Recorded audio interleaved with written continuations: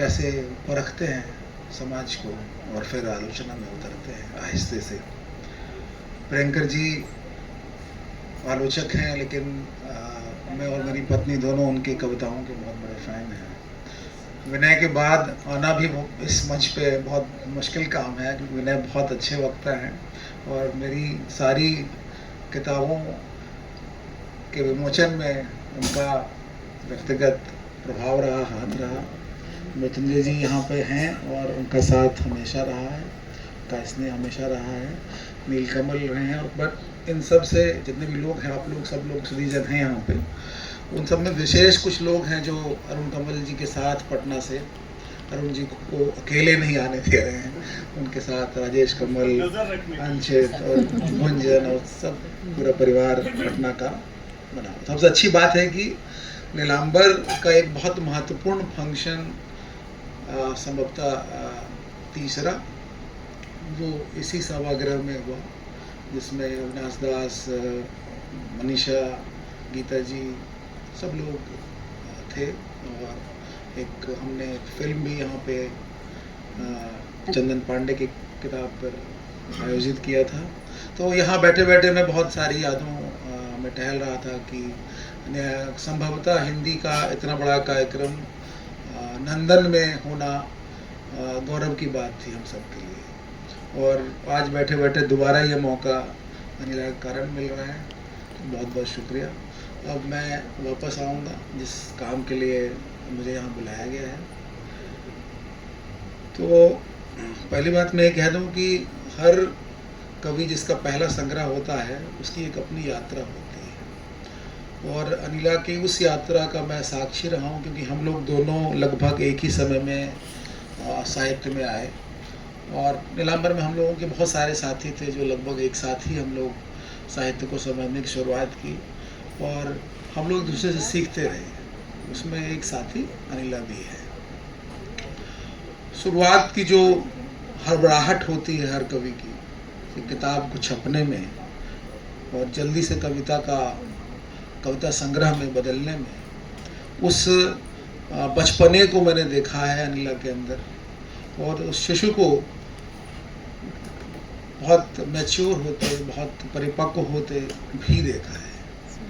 और वहाँ से वहाँ की जो यात्रा है, जब आप अपनी पंक्तियों के साथ अनुशासन में आ जाते हैं, जब आपको आपकी पंक्तियाँ काटने में आनंद आने लगता है, उस प्रक्रिया से गुजरते हुए भी अनिला को देखते हुए मैं और स्मिता दोनों साक्षी रहे हैं, और इनकी पांडुलिपियों पर बल्कि के विशुद्ध आलोचक भी रहे हैं। तो इस मतलब हैसियत से मैं कह सकता हूँ कि मैंने देखा है कि अपनी ही कविताओं को, अपने पूरे संग्रह को भी, संग्रह के तिहाई हिस्से को मैंने देखा अनिला को हटाते हुए। तो ये बहुत अच्छी बात है, ये हम सब में ये बात आनी चाहिए।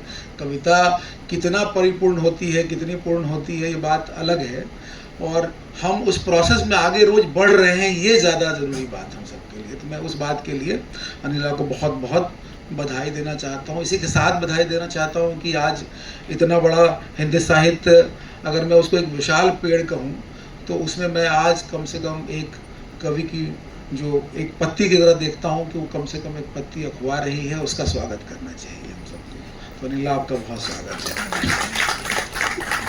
अब मैं आता हूँ काजल की मेड़ जो शीर्षक है। अब मुझे लगता है मैं उस शीर्षक को, जब पहले दो शीर्षक इसने मुझे बता के रखे थे, उसके बाद इसने चुपके से ये शीर्षक बिना बताए रखा, तो मुझे बड़ा आश्चर्य हुआ, बड़ा पसंद भी आया कि नहीं चलो जो किया बहुत अच्छा किया। और मेड़ का मतलब है कि बहुत कुछ ना दिखाना, दिखाते हुए। कविता का मतलब वैसा ही है। कविता में आप बहुत बड़े चीज़ को बताते हैं बिना दिखाए, बिना समझाए। उसको खोलने का आपको आज़ादी नहीं है, उसको खोलने की कविता को। तो मुझे जो है ये जो काजल की मेड़ है, ये बहुत उपयुक्त शीर्षक लगी कि भाई किसी कविता संग्रह का ऐसा शीर्षक होना ही इसकी पहचान। हिंदी साहित्य में या कविता के पास हम लोग इसलिए जाते हैं क्योंकि हम बेहतर बन पाएँ, खुद को बेहतर कर पाएँ, और दिन प्रतिदिन हम कविता को, हम सब बेहतर मनुष्य बन रहे हैं कि नहीं बन रहे हैं, वो आपकी कविताएं आप के द्वारा आप अपनी बात को रखते हैं। मैंने इस किताब में देखा कि प्रेम, कोमल मन की बातें और रह रह करके चुभती हुई बातें, वो सब एक साथ आती आती रहती हैं, आवागमन बातों का होता रहता है। अभी विनय ने गुहार कविता की बात कही थी, पंचतंत्र की बात कही थी, और मुझे उस कविता में जाकर मैं इसलिए रुका क्योंकि उस गुहार कविता में धरती की, प्रेम की, आकाश की, अग्नि की, जल की, वायु की, सब की गुहार सम्मिश्रित मुझे वहाँ दिखी। बहुत सारी कविता है इसमें, लेकिन कुछ कुछ कविताएं आपको रोक देती हैं। तो आप कभी जब बहुत सारे गुहार को बाहर लाने का, मन की बात को बाहर लाने का दायित्व लेते हैं, तो यह जो है कविता को और बेहतर बनाती है। मैं चूँकि रेल परिवार से हूँ, इसलिए मुझे इसकी रेल कविता पसंद है, और मैंने कई बार कहा भी है उसको मंच में कि जब तुम पढ़ो तो यही कविता तुम पढ़ना। ऐसा आग्रह मेरा पहले भी रहा है, और मुझे लगता है कि गुप्ता जी ने एक बार बुलाया था हम लोगों को अपने यहाँ बिजली के ऑफिस में तो उस ऑफिस में मैंने प्रेम कविता, ये रेल कविता ही इससे पढ़वाई थी। तो रेल में देखा मैंने कि जीवन रूपी रेल में जो संतुलन है उसका बहुत अच्छे से इसने व्याख्या किया है, और अपने साथी के साथ कैसे यात्रा, इनकी जीवन यात्रा आगे बढ़ रही है उसका विवरण भी बहुत अच्छे से वहाँ पे आता है। और एक कविता है कि खंडित प्रतिमा, और इस खंडित प्रतिमा में मुझे आत्मग्लानि की, गुनाह की, मौन की, और उन मतलब इंट्रोस्पेक्शन के प्रोसेस से जो बात कवि कहना चाहता है वो वहाँ साफ साफ रखा गया है। इसमें एक लास्ट लाइन है कि इन्हें सिर्फ सिराया जा सकता है अधूरे प्रेम की तरह। तो ये समझ कवि को बड़ा बनाती है। गर्म हथेलियों के बारे में बात हो चुका है ऑलरेडी, लेकिन मैं फिर भी इस कविता को यहाँ इसलिए उद्धृत कर रहा हूँ क्योंकि इसमें बोरसी शब्द है कुछ शब्द से मुझे वैसे भी प्रेम है, तो मैंने सोचा इस कविता को तो बात करूँगा ही। इस कविता में दुआओं की ताकीदगी है, बार बार हम दुआओं पे बात कर रहे हैं, इसकी गर्माहट को हम महसूस कर रहे हैं, और ये गर्माहट कुछ नहीं, प्रेम का इजहार ही है। और केदारनाथ सिंह जी की पंक्ति जो बहुत ही प्रचलित है कि दुनिया को तुम्हारी हथेलियों जैसा सुंदर होना चाहिए, इसको उन्होंने इस कविता में भी रखा है। स्मिता अगर आती तो जिस कविता का पाठ करती, मैंने सोचा उसको, उसके बदले मैं यहाँ पे सिर्फ कम से कम जिक्र तो कर दूँ। मरसिया तान, वो इस कविता को पढ़ती। तो मरसिया तान जो है इस कविता में एक टेर है, एक दर्द है, एक आवाज़ है, और समाज की घुटी हुई रुदन है। तो कवि का कर्तव्य ही यही है कि जो बात आप तक ना पहुंच पा रही हो वो बात कैसे पहुंचे, सरल तरीके से कैसे पहुंचे, सहज तरीके से, सरल शब्दों में कैसे पहुंचे। तो अनिला जी को इसके लिए बहुत बहुत बधाई। एक दो और कविता रखना चाहूँगा बहुत जल्दी से। दरवेश कविता आपने ऑलरेडी कल्पना की आवाज़ में इतने सुंदर पाठ कल्पना ने किया और कविता को बिल्कुल खोल दिया। तो दरवेश में जो समझ में आता है कि जो जैसा दिख रहा है वो वैसा बिल्कुल नहीं है, और जिसके पास जैसा दर्द है वैसा दर्द भी उसके पास नहीं है। इस दोनों बात को एक साथ अनिला ने कविता में रखा है।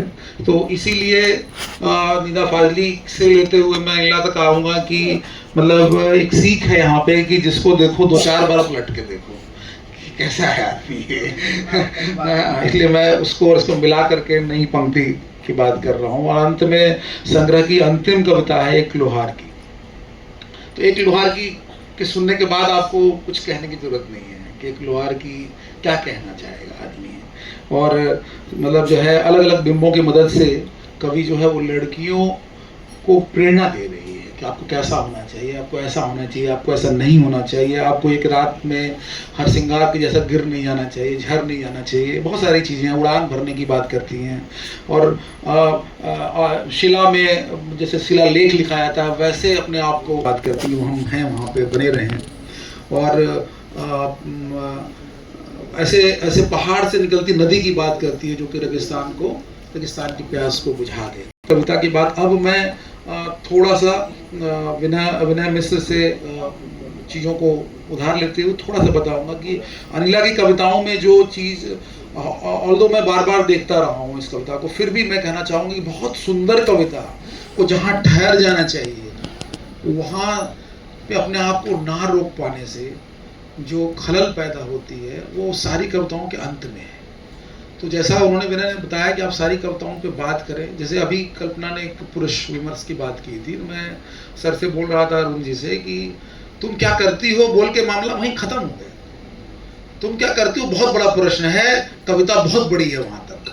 फिर उसको अगर हम समझाने लगेंगे, उसको विस्तार देने लगेंगे, तो कविता की पकड़ धीरे धीरे धीरे धीरे खत्म हो जाएगी और आपके पास बिंब है, आपके पास विचार है, आपके पास भाव है, आपके पास काव्य क्षमता है। सिर्फ वो जो मतलब मैंने कहा ना कि एक बच्चा है और बच्चे को एक यात्रा है, मैं अभी उस यात्रा से निकला हूँ, अभी मैं अभी चल ही रहा हूँ और अरुण कमल तक के रास्ते जाना है, जो रास्ते वो बना गए हैं। तो ये रास्ते में ये चीज़ें सीखने की है। मतलब मैं सिर्फ जो सीख रहा हूँ वही रिपीट कर रहा हूँ यहाँ पे कि हम सबको सीखने की है कि हमको कहाँ पे रुक जाना और मुझे यहीं पे रुक जाना चाहिए।